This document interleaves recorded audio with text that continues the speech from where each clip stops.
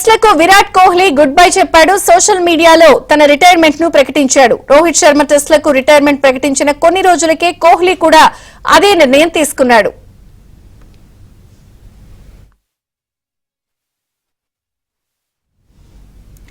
కోహ్లీ నిర్ణయం వెనుక పెద్ద కథే నడిచింది. రోహిత్ గుడ్ బై చెప్పాక విరాట్ కు కెప్టెన్సీ ఇస్తారు అనుకున్నారు.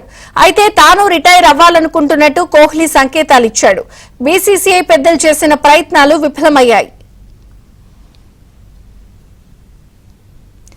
కోహ్లీ రిటైర్మెంట్ ను సమర్థించేవారు కొందరైతే తొందరపడ్డాడు అనేవాళ్లు మరికొందరు.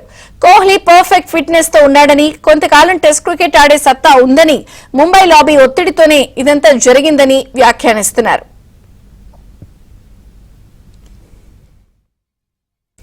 టెస్ట్లకు విరాట్ కోహ్లీ గుడ్ బై చెప్పాడు. సోషల్ మీడియాలో తన రిటైర్మెంట్ ను ప్రకటించాడు. రోహిత్ శర్మ టెస్ట్లకు రిటైర్మెంట్ ప్రకటించిన కొన్ని రోజులకే కోహ్లీ కూడా అదే నిర్ణయం తీసుకున్నాడు.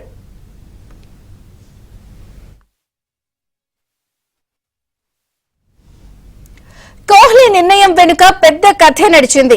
రోహిత్ గుడ్ బై చెప్పాక విరాట్ కు కెప్టెన్సీ ఇస్తారు అనుకున్నారు. అయితే తాను రిటైర్ అవ్వాలనుకుంటున్నట్టు కోహ్లీ సంకేతాలిచ్చాడు. బీసీసీఐ పెద్దలు చేసిన ప్రయత్నాలు విఫలమయ్యాయి. కోహ్లీ రిటైర్మెంట్ ను సమర్థించేవారు కొందరైతే తొందరపడ్డాడు అనేవాళ్లు మరికొందరు.